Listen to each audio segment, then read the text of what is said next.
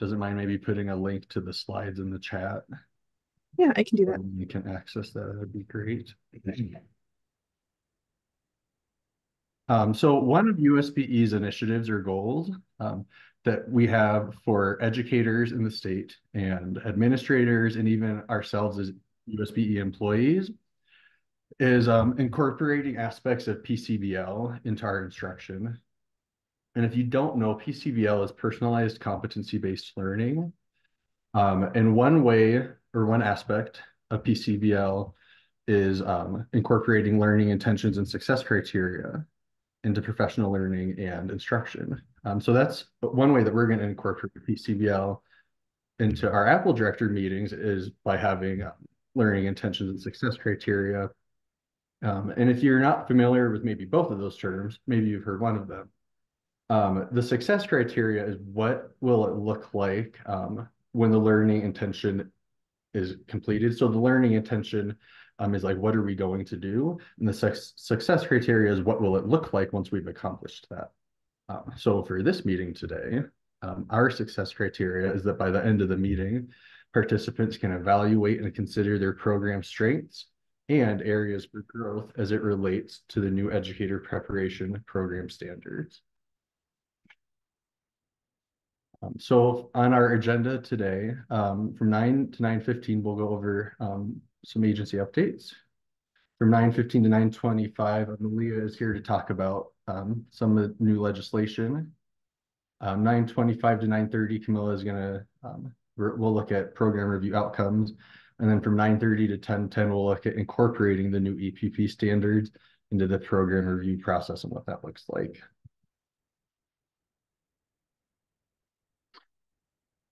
So as many of you have probably seen now, as of January, I think it's 1st or 2nd, we have a new website. And I know Malia's been really hard fixing some of the issues with the website, but overall it looks great. So I just put a link in the slides there that you can access the website. If you see anything that's broken, any links that maybe don't work, you can notify any of us, anyone in licensing, you can tell us. You can also email the AEL at schools.utah.gov, and we can try to get that fixed as quickly as possible. So the Foundations of Reading Standard Setting Committee is going to meet tomorrow to establish the Foundations of Reading cut score. And just as a reminder, the Foundations of Reading is required for elementary and early childhood candidates whose PLP was established on or after September 1st, 2022. And the cut score that's being established tomorrow will be applied to any of those candidates who are going to be recommended after September 1st, 2024. Are there any questions about who needs to take the test or who needs to meet the cut score?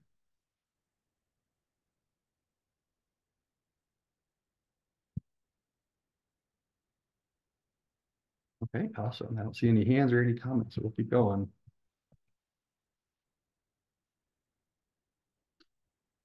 On our website, we do have a place where the licensing annual reports can be accessed now.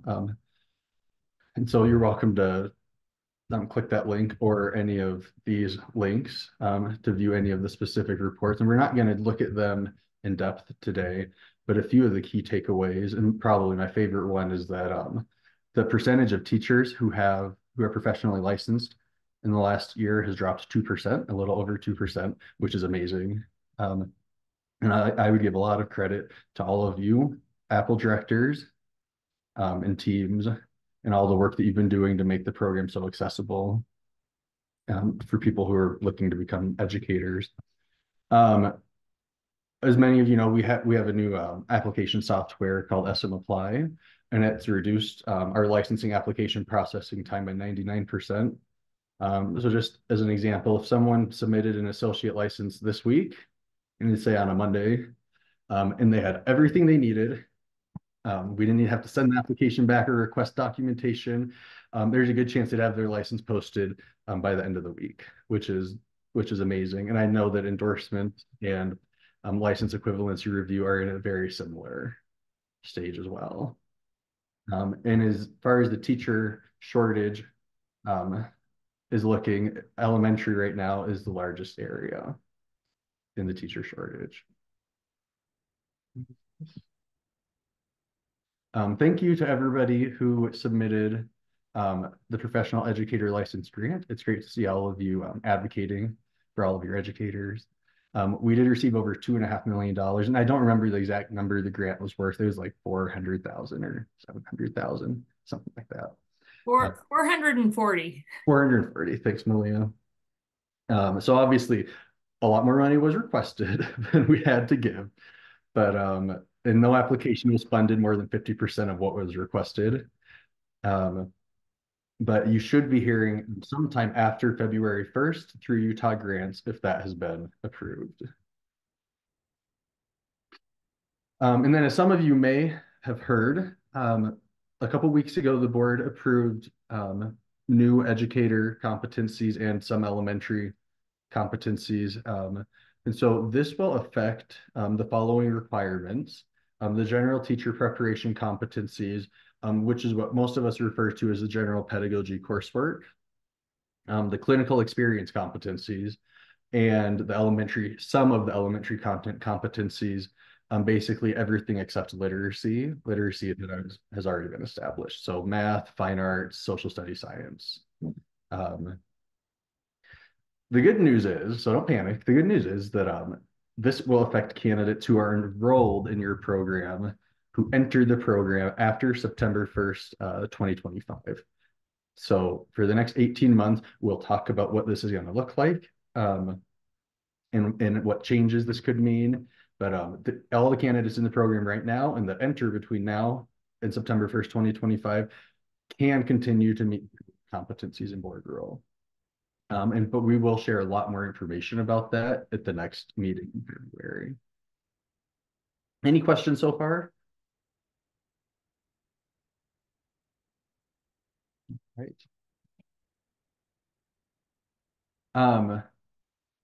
Okay, I am going to turn the time over to Malia now to discuss some of the legislative updates and Yeah. Hi, good morning. Good to be with you this morning. We've got several board rules that are going to committee next month, which is next week. They meet Friday. Just want to highlight some of those proposed amendments with you, and then we'll discuss some key legislation that may impact your programs. So first one is the biggest rule in licensing, which is 301.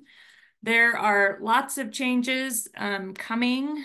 Most of them are, well, I'll say half of them are technical in nature as a response to the educator licensing audit that occurred last year.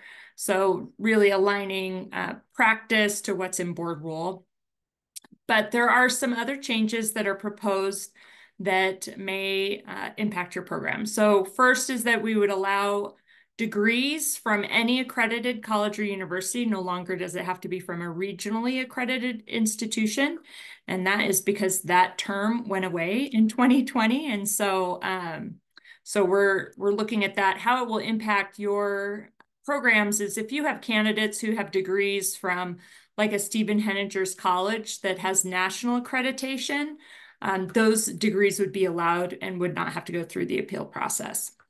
So that's just kind of opening the door and reducing one barrier there. Associate license renewals would be eliminated, but a 2-year extension is available for candidates. And that actually expands special educators who have not had more than, who only have a year of experience under special ed would get those 2 years. So it eliminates well, you taught elementary for 4 years and now you're going to do special ed, but you only have 1 year to get through your program. So it kind of gives some more flexibility for our special educators.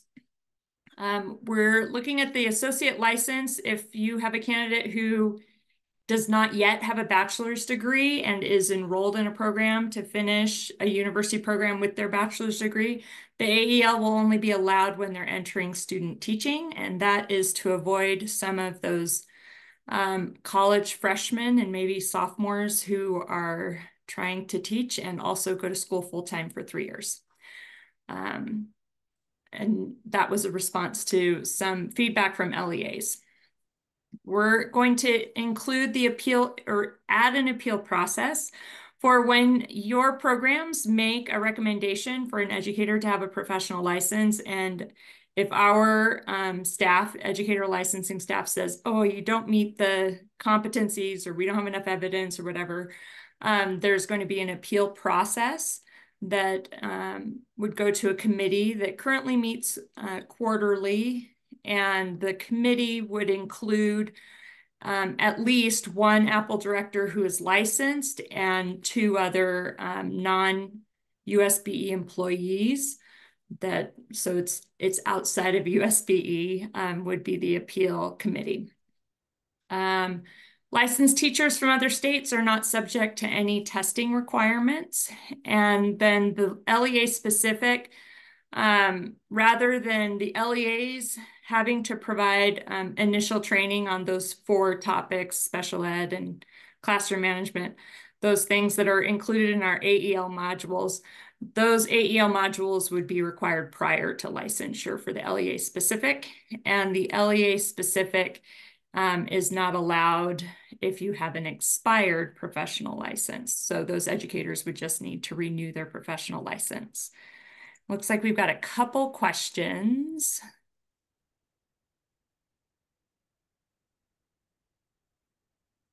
Yes, Travis, that is accurate. So if somebody applies for an associate license, never gets hired over their 3-year period, they can have their license extended for 2 years, but they can't renew it.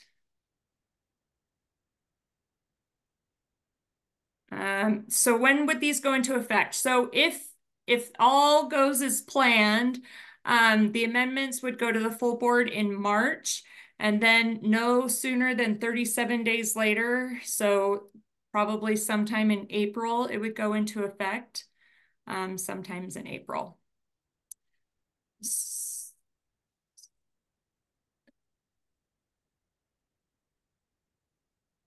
I'm not quite sure what your question means, Brittany. If the LEA specific requirement for the AEL, is that the modules? Yeah, well, because it says the LES is required to complete the modules. Sorry, that's what I meant. Yeah. So that applies to anybody who is applying for an LEA specific license. If you're adding an endorsement, the modules are not required. But if you're getting an LEA specific license, then they're required in the teaching areas only, not in any of the other. Okay, thank you. Sure.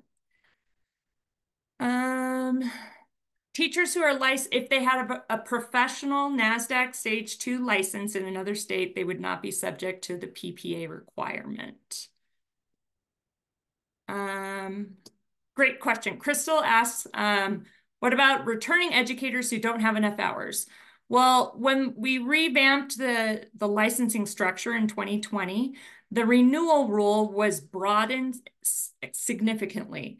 And so educators can renew their license with 100 hours in any of the 4 categories, including perhaps working in their own classroom. And so if you need 100 hours, you get 40 in your pre-service week, you work in your classroom for another week and a half, and that's 100 hours.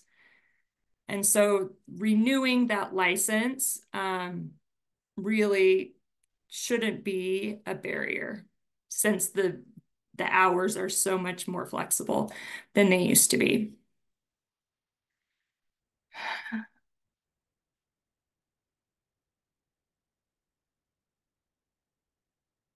So if they are, Travis, you have a 20-year vet moving from New York. If they are being licensed or under license equivalency review, they wouldn't have to complete the modules, only if they are trying to get an LEA specific license.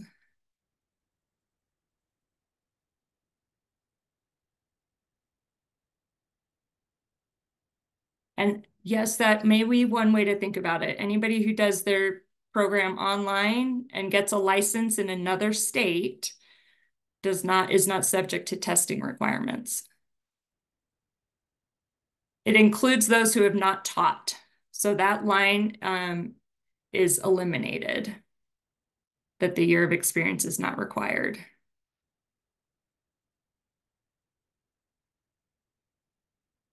Well, Travis, that is an employment decision that if they don't have a license, the LEA can choose to not employ them. They have to have a license. So that is an employment issue. And as we mentioned earlier, with our new online application system, the time to process those applications has been decreased significantly. It's only taking a couple of days, I believe, right now. So yeah, LER is under 6 days from the time it's submitted to the time the license is awarded.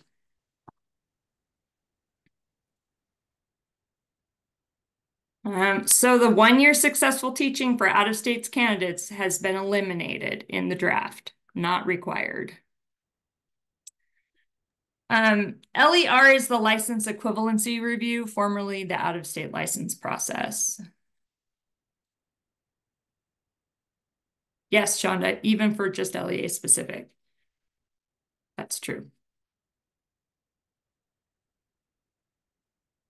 So if you've got a biology endorsement and you're just adding a chemistry endorsement under the LEA specific, the modules are not required. Okay. The other 3 that are going through are the license renewal rule, and it eliminates the renewal form requirement for active educators. So any of your educators who've worked for 5 years, they don't have to submit the form. But what that means is that we would be enforcing that currently there's a space in the rule that says LEAs are required to notify us when their employees do not complete 20 hours of renewal activity. So that will be how that will be operationalized or worked out. It will come in the coming months if the board approves this change. 305 is school leadership license area, and it grants greater flexibility. So when we have people with licenses coming from other states, as long as they have the praxis or a year of experience, then they will get a school leadership license in Utah. And then international guest teachers, instead of being approved for 3 years on initial licensure, they would be licensed for 5 years at the professional level. So those are all the board rule changes that are coming. As a reminder, all of these board rule amendments that are being taken to the board went through our Licensed Applauds Guidance Group, the LAG group, and have gone through a couple different rounds of feedback from HR directors and university folks, and it's been in the newsletter, I think, for at least 2 newsletters. Okay, so legislatively, I've just got 3 bills here to discuss. One is HB 208, teacher licensure amendments, and it sounds scary, but it really is just adding that our license is a competency-based license in Utah into board rule. It does have a provision that alternate programs like an APPEL program cannot include content or time requirements that conflict with content or time requirements described in rule. So we don't have any time requirements in rule, so that's kind of a moot point. Content requirements, if the board rule says you only have to do items 1 through 10, you can't say, well, we're going to do 1 through 10 and 11 before they qualify for a professional license. You can certainly, as an employer, require all manner of training or competency, but for licensing, that would be the limitation. And then it does change slightly the definition of a teacher leader by adding that a teacher leader would certify demonstration of competencies for an applicant seeking licensure through a program. So that's that. It's sitting in the House Rules Committee, and it hasn't been discussed or assigned to a committee beyond the Rules Committee. That's kind of like their holding zone is the Rules Committee. HB 221 would be stipends for future educators. So this would be student teachers who are enrolled in a program and have not yet received any kind of funding. So it would, right now we're looking at it probably as a stipend of maybe $8,000 per semester for student teachers, but that person can't be working as a teacher of record in the school and cannot have had any other state monies awarded under grants or internships. It also requires that if a student teacher is subbing for you, that you have to pay them. So that's that. And it looks like Shauna had a question. I think it was about the previous slide. Correct. I just didn't type fast enough. Oh, you're good. As required training for an individual who it means that the person who certifies that a person, so if I'm an Apple director and I'm the one saying this person has met all of the competencies, it means that I have to be a licensed educator. I just can't be a schmo on the side of the road. So it really is just saying the person who's in charge and verifying that they have met the competencies has to actually understand what those competencies are as an educator. Can we talk about the second point, the no time or content addition? If we have like an onboarding program that we require our new teachers to go through, we've been saying if you don't consistently do that, we're not going to work with you in the Apple. Would that be in violation of this rule? No, I would say that that's an employment requirement, not a license requirement. So if you had on your PLP attend onboarding, that would be in violation. But if it's just a requirement for employment, then you're fine. Okay. And as of now, there aren't any rules that specify what enrollment requirements you need to have for an Apple program. So you could even make that part of enrollment in an Apple if you wanted to. Yeah. Thank you. Like, could we include that as a continuing enrollment? Like, if you want to continue next year, you have to have done this. I would believe so. That's a condition of enrollment. Okay. It's like if you're at a university, a condition of your enrollment is you must pay last semester's fees. Right. Right. Okay. Thank you. Sure. And then the last bill that I'll get the hyperlink in here so you can access it is SB 137. It's the teacher empowerment bill. This has a lot of stuff in it. My little birdies say that there may be a substitute motion or a substitute bill that kind of expands what this bill is, but I don't know. But it does expand the allowable use for paid professional hours. So those, I think it's 36 or 32. Anyway, those paid professional hours that went into effect year before last, I guess, it expands the allowable uses for those funds, including attending professional conferences, travel to professional conferences, et cetera, et cetera. It doesn't expand the appropriation at this point or the number of hours that are allowed, just the uses for those hours.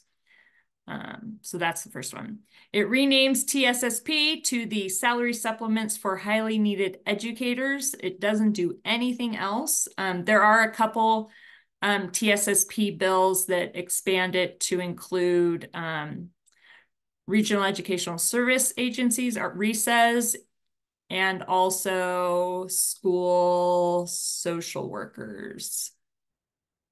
I think that's right. I'd have to look. SLPs and audiologists. There's a bill for that. That's HB 103. One thing, it creates a litigation account to support LEAs in any litigation that comes their ways. There's a lot of technical language there. I would say if you're interested in that portion to go ahead and read the bill. And modifies educator evaluation to include an alternative evaluation program that LEAs could opt into. That is more of a growth model instead of a summative, give me a final grade model. So those are the legislative updates. The House Education Committee or Senate Education Committee is scheduled to hear 137 today. So, and that's this afternoon starting at 2. But that's that. There's a lot. Tis the season.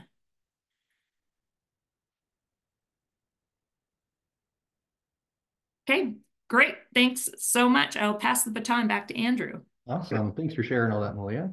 And I have refreshed the slides. So there's a link to SB 137 in the slides now. Thank you. Okay, I believe next Camilla is going to discuss or review our program review results from the monitoring sessions that we've had in the last couple of years. So I will turn the time over to Camilla. Thanks, Andrew. This will be fairly quick as most of you have gone through the review process. So we've reviewed almost every APPEL program at least once, except for a couple new programs that we added last month. Murray School District has joined, as well as Quest Academy, and we're going to be reviewing new aims this afternoon. So we've got almost everybody. So the results of the reviews are as follows. We have 31 programs that have passed with suggestions. That means there's little to no support needed. We have 14 that have passed with stipulations. It means they need a little more help. And then we've got a couple of programs on probation. So we're going to continue to review programs that have passed with stipulations. We just, as procedure, follow up in a year to see how those programs are doing. And we'll be starting a second round of program reviews in the next school year, the 2024 to 2025 school year. And we just appreciate all of the work you guys are doing with your candidates and helping them be successful. So we're grateful that we've had a chance to come in and see your programs and see all the wonderful things you guys are doing. All right. So I guess now Lisa's going to talk about the new program review process and how that'll be going forward. Thank you. So with the approval of the new educator preparation program standards, our plan is to integrate those into our new program review process. So we wanted to share with you an outline of what that process will look like. For the most part, it's going to mirror what we've been doing for the last 3 years. But there is one new step that will be added, which would be this step 1. We are going to introduce a self-study report that will be submitted to USB 1 month prior to your program site visit.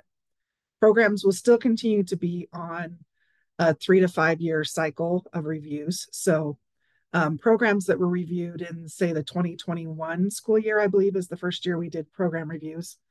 I'm mostly talking to you because you will be next on our list for next year when we start this review process. And we plan to have several webinars and workshops that will be held between now and then to help with this self-study report process. And then we're also going to be releasing a guide to completing the self-study report, hopefully next month. And so we'll have a lot of information and supports that can help with this process. But basically, the self-study report will provide information on how the program engages in continuous improvement practices that are focused on the educator preparation program standards. And that report will be submitted 1 month prior to your site visit. And then USB will provide feedback on the contents of that report within 2 weeks after it's submitted. The program may submit a response to USB feedback, but it's not expected. We will plan to discuss the report and any feedback we have at the program review. So, if I realize with that time, you may have time to submit a response, you may not, but it's not necessary. Let's go on to the next slide. So step 2, you're going to participate in the program site visit, which will look pretty similar to what we've been doing when we schedule your program review. We may just call it a site visit. And we would like to try and get into programs in person as much as we can, but we may continue to schedule those virtually. So that will just depend on circumstances and what works best for the program. And then during that site visit, the program leadership teams and USB Apple support staff will discuss the self-study report and any feedback provided on the report. And then we'll also review candidates' files during the site visit.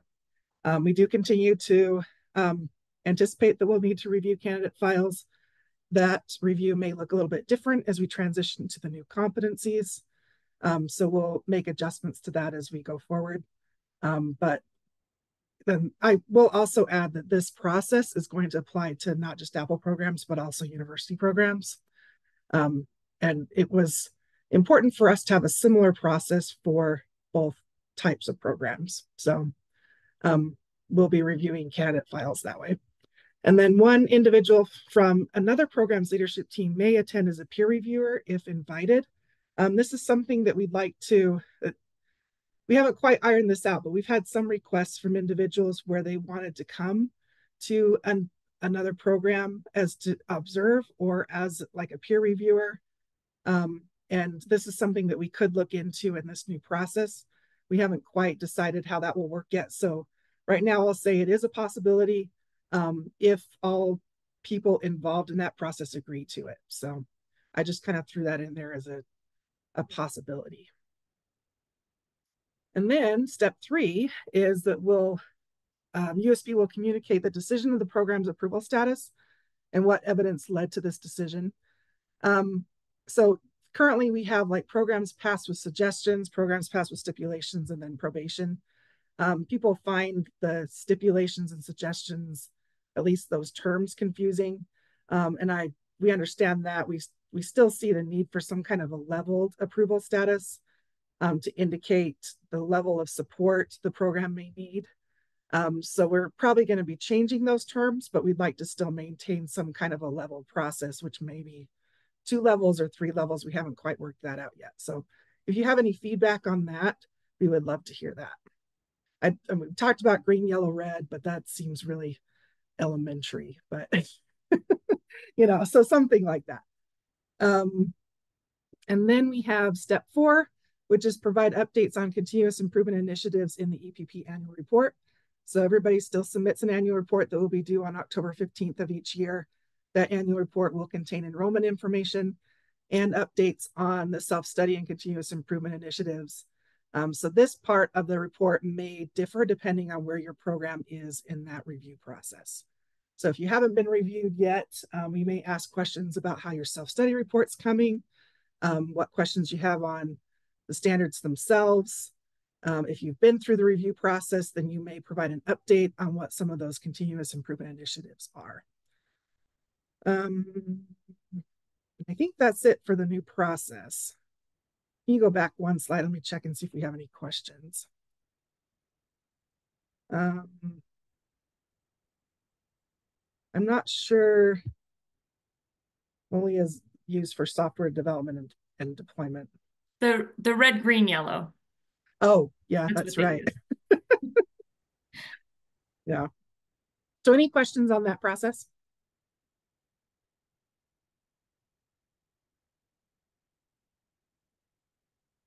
Okay. So because the self-study report is relatively new for Apple programs, we're just going to think traffic lights, so elementary. I like that.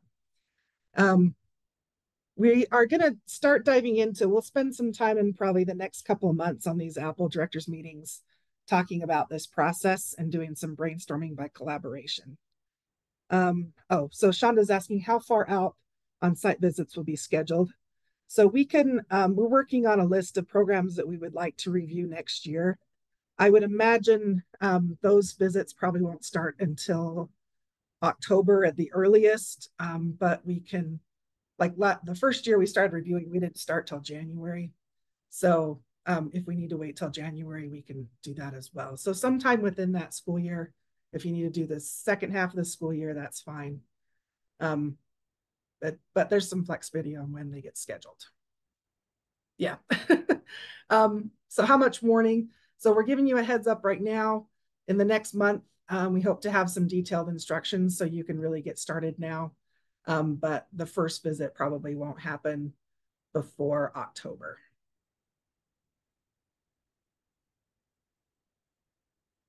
Any other questions?